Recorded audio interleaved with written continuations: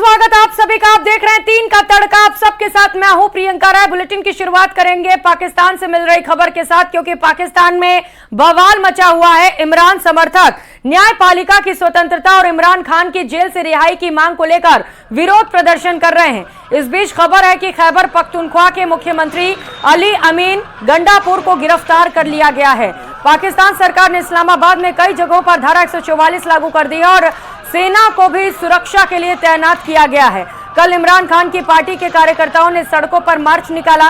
कई जगहों पर पुलिस कर्मियों से प्रदर्शनकारियों की झड़प भी हुई। प्रदर्शनकारियों ने पुलिस पर पथराव किया तो सुरक्षा बलों ने आंसू गैस का गोला दागा। इस्लामाबाद में मोबाइल फोन और इंटरनेट सेवा बंद है। इस्लामाबाद के अलावा लाहौर समेत कई शहरों में सुरक्षा के लिए पाकिस्तान की सेना को तैनात किया गया है। पीटीआई के विरोध प्रदर्शन और एससीओ समिट को देखते हुए पाकिस्तान की राजधानी इस्लामाबाद में सुरक्षा कड़ी कर दी गई है। 2 अलग अलग तस्वीरें आप देख पा रहे हैं। इस प्रदर्शन से जुड़ी कई अलग अलग और खास तस्वीरें इस वक्त आप देख पा रहे हैं, जहां पर इमरान की रिहाई की मांग लगातार तेज होती जा रही है और लोगों की ओर से अब इसे लेकर विरोध प्रदर्शन किया जा रहा है। ये प्रदर्शन उग्र होता हुआ भी नजर आ रहा है, जहां पर लोगों को रोकने में, प्रदर्शनकारियों को काबू में करने के लिए पुलिस को काफी मशक्कतों का सामना करना पड़ रहा है। सड़क पर पाकिस्तान की सेना भी मोर्चा संभाले हुए है। सीएम अली अमीन के घर से भी ये तस्वीरें आपको दिखा रहे हैं, जहां पर सुरक्षा को बेहद खास कर दिया गया है। चाक चौबंद इंतजाम वहां पर किए गए हैं और पुलिस और इसके साथ साथ सेना के जवान प्रदर्शनकारियों को रोकने के लिए आंसू गैस का भी इस्तेमाल कर रहे हैं। तो सड़क पर संग्राम से जुड़ी ये कई अलग अलग तस्वीरें आपको दिखा रहे हैं, जहां पर इमरान को बेगुनाह बताते हुए उनकी रिहाई की मांग उनके समर्थकों की ओर से की जा रही है और इसी को लेकर जो प्रदर्शन किया जा रहा है वो लगातार तेज होता चला जा रहा है।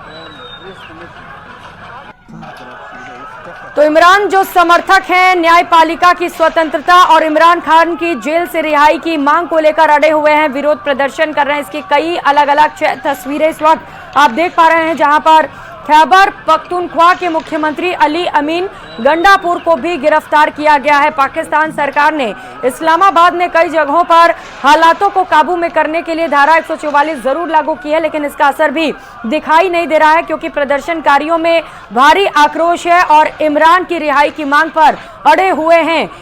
लोगों को काबू में किया जा सके, इसे लेकर सेना को भी सुरक्षा के लिए तैनात किया गया है। बताते चले कि कल इमरान खान की पार्टी के कार्यकर्ताओं ने सड़कों पर मार्च निकाला। कई जगहों पर पुलिस कर्मियों से प्रदर्शनकारियों की झड़प भी हो गई।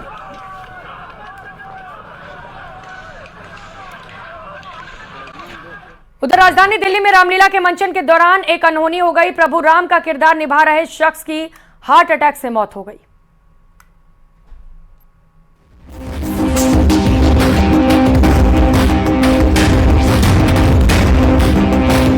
राजधानी दिल्ली के कोने कोने में रामलीला का मंचन हो रहा है।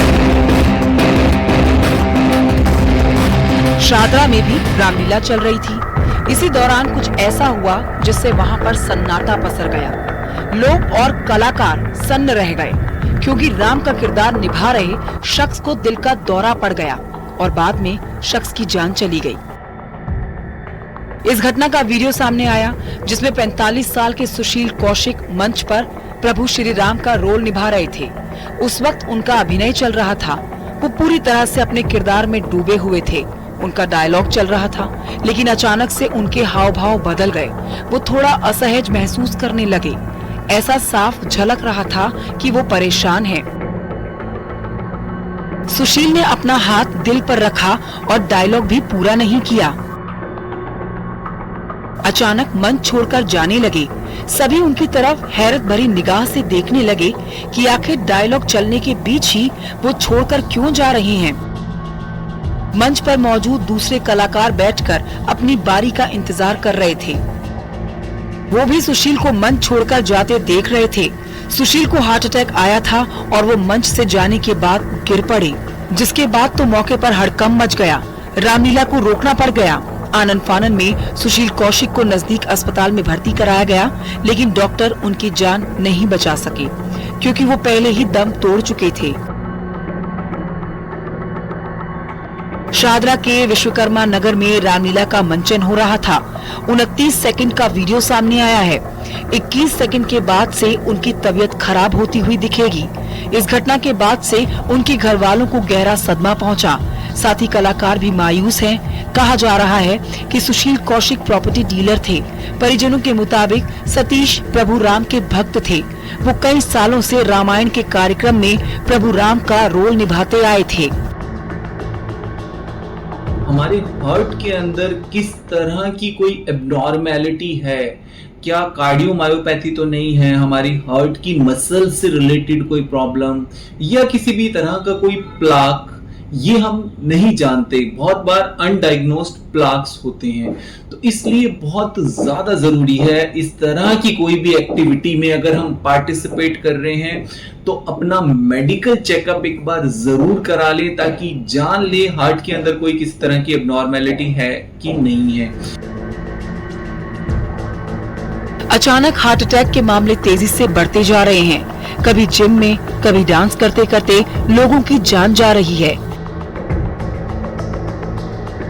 आज के इस तनाव भरे जीवन में तनाव रहित जीवन जीना सबसे बड़ा काम है। इसीलिए मैं लोगों को बोलता हूँ कि तनाव रहित व्यायाम करिए, अपना अच्छा म्यूजिक सुनिए, शूटिंग जैसी चीज करिए, कुछ टहलिए। इन चीजों से आपका तनाव कम होगा, आप अपने हृदय को हृदयघात से बचा सकते। डॉक्टरों के मुताबिक इसकी वजह गलत खान-पान और लाइफस्टाइल हो सकता है, जो डायबिटीज, मोटापा, हाई ब्लड प्रेशर और बैड कोलेस्ट्रॉल जैसी बीमारियों का कारण बनता है, जिससे आगे चलकर दिल की बीमारी और हार्ट अटैक का खतरा बढ़ता है। Bureau report, news 18।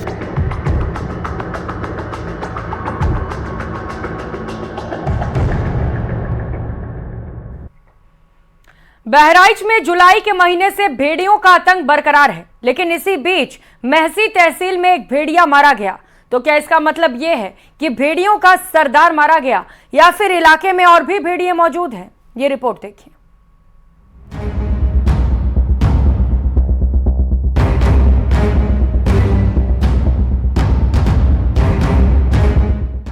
क्या आदमखोर का हुआ खात्मा?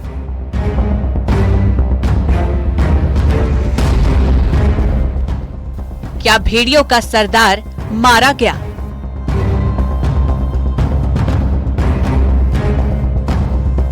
दो महीने से ज्यादा का वक्त बीत चुका है जब से बहराइच में भेड़िए ने लोगों को आतंकित किया हुआ है। वन विभाग की 15 से ज्यादा टीमें भेड़ियों को पकड़ने के लिए दिन रात एक कर रही है।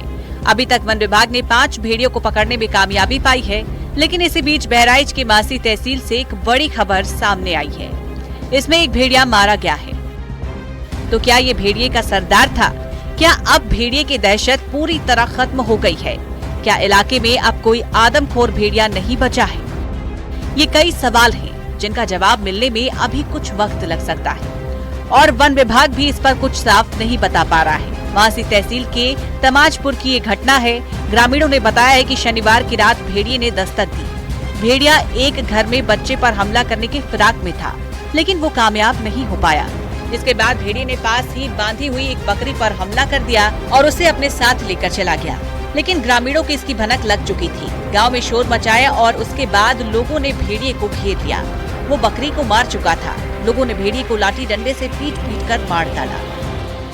बहराइच जिले की महसी तहसील 20 दिनों के बाद फिर सुर्खियों में आ गई, और सुर्खियां बनी है फिर वही आदमखोर भेड़िया। आज अचानक तमाजपुर के इस गांव में भेड़िया घुस गया था, जहां पर एक बच्चा अपनी मां के साथ सोया था। मैं कहूंगा दिखलाए, देखिए इसी चारपाई पर वो सो रहा था बच्चा, जब उस पर अटैक किया है आदमखोर भेड़िए ने। पूरा गाँव अब जो है देखिए, ये कोई डंडा लिए बैठा है, कोई लाठी लिए है, कोई इधर पूरा देखिए लांग करके दिखला दीजिए कि इस तरीके से पूरा ये गाँव जो है अब दहशत में है। आप बताइए चाचा, डंडा क्यों लेकर घूम रहे हैं?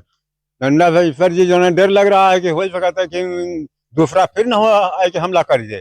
और उसने आया और मच्छरदानी पे मुंह मारा बच्चे पर, तो वो चिल्लानी, जब वो चिल्लानी तो वो हटा जाके बकरी का बच्चा लेकर के वो भागा। जब वो भाग लिया तब वो नंगे सर और नंगे पैर उसको चहेटा, फिर चिल्लाने तो दोनों गांव का आदमी जुटा और उसको घेर करके और मार दिया। भेड़िए के मारे जाने के बाद लोगों ने राहत की सांस ली है, लेकिन वन विभाग अज्ञात लोगों के खिलाफ कार्रवाई की तैयारी कर रहा है। तमाजपुर गांव, तेजवापुर ब्लॉक, मासी तहसील के रामगांव थाना के अंतर्गत आता है कि एक भेड़िया मरा हुआ पड़ा है। उसके साथ एक बकरी भी थी। हम लोग तुरंत टीम के साथ हम गए तो वहाँ पर देखा कि वो भेड़िया मृत अवस्था में पड़ा हुआ था, उसके साथ एक बकरी भी थी। तो अभी कुछ दिनों पहले ही भेड़िए की तस्वीर कैमरे में कैद हुई थी। बहराइच की नानपारा तहसील में 2 भेड़िए के दिखने का दावा किया गया था, जिनकी तस्वीर वहां एक घर पर लगे सीसीटीवी कैमरे में कैद कर ली गई थी। वो बकरी को उठाकर अपने साथ ले गए। वहीं एक और वीडियो सामने आया है जिसमें भेड़िया चहलकदमी कर रहा है। अब तमाजपुर गांव में भेड़िए की मौत हुई है। वन विभाग 6 भेड़िए के होने का दावा कर रहा था। तो क्या अब इलाके में भेड़िया नहीं है या इलाके में भेड़ियों की संख्या ज्यादा है, जिससे वो बार बार रात में लोगों और मवेशियों पर हमला करने आ रहे हैं। मासी के 55 से ज्यादा गांवों में बीते 7 महीने से भेड़ियों की दहशत है। 5वां भेड़िया 10 सितंबर को पकड़ा गया था, लेकिन उसके बाद से वन विभाग के हाथ खाली है। भेड़िया अब तक 10 लोगों का शिकार कर चुका है, जिसमें 9 बच्चे शामिल हैं। 50 से ज्यादा लोग भेड़िए के हमले से घायल हैं। भेड़िए को पकड़ने के लिए 200 से ज्यादा कर्मचारी दिन रात जुटे हैं। लोग रात में भी पहरेदारी कर रहे हैं। कैमरे से निगरानी हो रही है और जाल भी बिछाई जा रही है। बहराइच से न्यूज़ 18 के लिए अखिलेश कुमार की रिपोर्ट। अक्टूबर के महीने में त्योहारों के साथ साथ जयपुर की एयर कनेक्टिविटी, एयर शेड्यूल और एयरपोर्ट पर कई बदलाव देखने को मिलने वाले हैं। सबसे बड़ा बदलाव यह कि अब आप सीधे जयपुर से कुल्लू के लिए उड़ान भर सकते हैं। इसके साथ ही 27 अक्टूबर से फ्लाइट का विंटर शेड्यूल भी जारी होगा।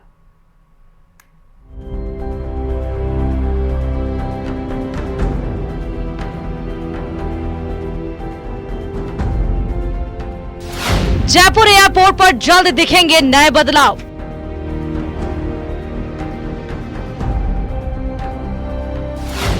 जयपुर से सीधे कुल्लू के लिए भर सकेंगे उड़ान। 14 अक्टूबर से कुल्लू के लिए सीधी फ्लाइट। पर्यटन के क्षेत्र में अपनी पहचान बना चुका जयपुर शहर आने वाले दिनों में हवाई मार्ग के जरिए कुल्लू से जुड़ने वाला है। अक्टूबर महीने में जयपुर एयरपोर्ट पर कुछ नए बदलाव आपको देखने को मिलने वाले हैं, जिसकी तरह 14 अक्टूबर से जयपुर से कुल्लू के लिए फ्लाइट शुरू होने वाली है। अलायंस एयर की फ्लाइट 14 अक्टूबर से शुरू होने जा रही है, जो सप्ताह में 2 दिन यानी सोमवार और बुधवार को जयपुर एयरपोर्ट के टर्मिनल 2 से उड़ान भरेगी। इसे भारत सरकार की रीजनल कनेक्टिविटी स्कीम RCS के तहत शुरू किया जा रहा है। 70 सीटर ATR 27 विमान जयपुर से कुल्लू पहुंचने में 1 घंटा 55 मिनट का वक्त लेगा। एक तरफ का शुरुआती किराया 2,509 रुपया रखा गया है। ये फ्लाइट जयपुर से सुबह 8:20 पर टेक ऑफ करेगी, जो 10:15 पर कुल्लू पहुंचेगी। फ्लाइट उसी दिन 10:35 पर कुल्लू से जयपुर के लिए उड़ान भरेगी, जो 12:40 पर जयपुर में लैंड करेगी। अक्टूबर में जो दूसरा बदलाव होगा वो 27 अक्टूबर यानी महीने के आखिरी रविवार को विंटर शेड्यूल लागू हो जाएगा। साथ ही 27 अक्टूबर से जयपुर आवाजाही करने वाली इंटरनेशनल फ्लाइट्स के लिए टर्मिनल 1 को शुरू किया जाएगा। अभी तक डोमेस्टिक और इंटरनेशनल दोनों तरह की फ्लाइट्स टर्मिनल यानी अब जयपुर इंटरनेशनल एयरपोर्ट पर एक के बजाय 2 फुली फंक्शनल एयर टर्मिनल होंगे। 27 अक्टूबर के दिन जयपुर को इंटरनेशनल फ्लाइट्स को कैटर करने के लिए एक्सक्लूसिव टर्मिनल मिलने जा रहा है। अब तक अकेले टर्मिनल 2 से ही सभी फ्लाइट्स की आवाजाही हो रही थी और टर्मिनल 1 सिर्फ कार्गो फ्लाइट्स और हज आ रहा था। आने वाले वक्त में 2 टर्मिनल यानी डोमेस्टिक फ्लाइट्स के लिए अलग और इंटरनेशनल फ्लाइट्स के लिए अलग होने से जयपुर की कनेक्टिविटी देश और विदेश के शहरों से और बढ़ने वाली है। कैमरामैन मान सिंह के साथ हितेंद्र शर्मा, न्यूज़ 18 राजस्थान। और जैसलमेर जिले को शक्ति पीठों का गढ़ कहा जाता है। यहाँ पोखरण कस्बे में स्थित विभिन्न ऐतिहासिक देवी मंदिरों का बड़ा महत्व है। इन मंदिरों में यूं तो वर्ष भर दर्शनार्थियों का आवागमन रहता है, लेकिन नवरात्र के दौरान इन मंदिरों की रौनक देखते ही बनती है। इन्हीं मंदिरों में से एक है आशापुरा माता का ऐतिहासिक मंदिर। यहाँ पोखरण ही नहीं, बीकानेर, जोधपुर, जैसलमेर, फलोदी, बाड़मेर से प्रतिदिन सैकड़ों की संख्या में श्रद्धालु दर्शन के लिए आते हैं।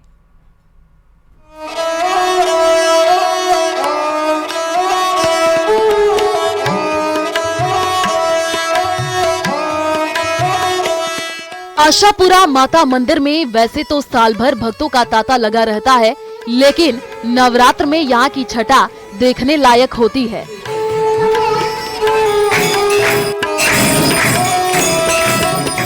पूरा कस्बा भक्ति के रंग में रंग जाता है। इस मंदिर में पोखरण ही नहीं, बीकानेर, जोधपुर, जैसलमेर, फलोदी, बाड़मेर जिले से भी बड़ी संख्या में श्रद्धालु दर्शन के लिए पहुंचते हैं।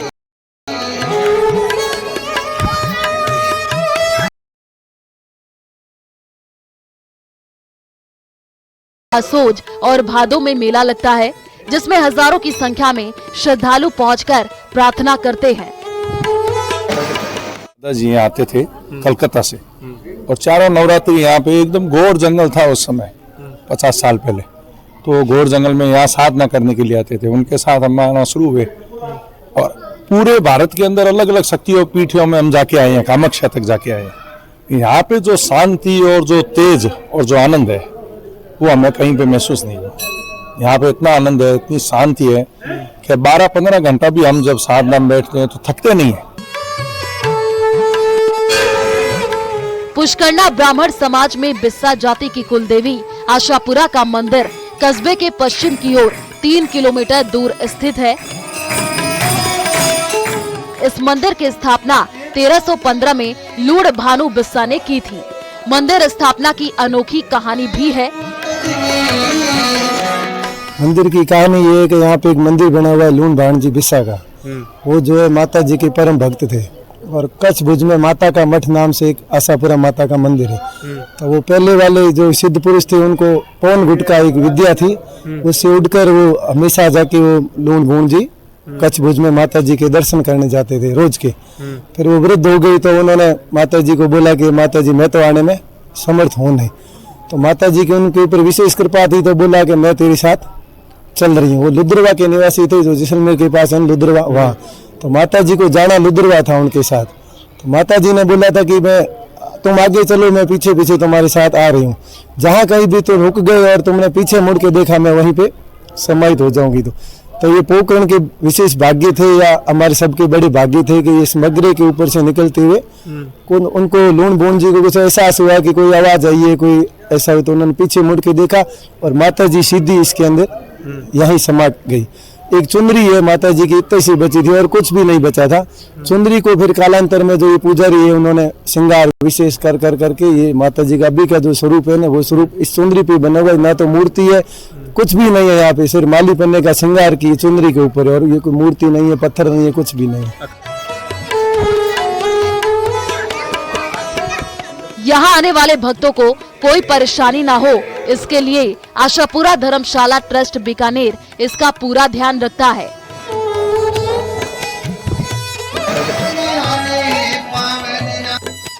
बाहर से आने वाले श्रद्धालुओं के लिए ठहरने के लिए धर्मशाला का निर्माण कराया गया है।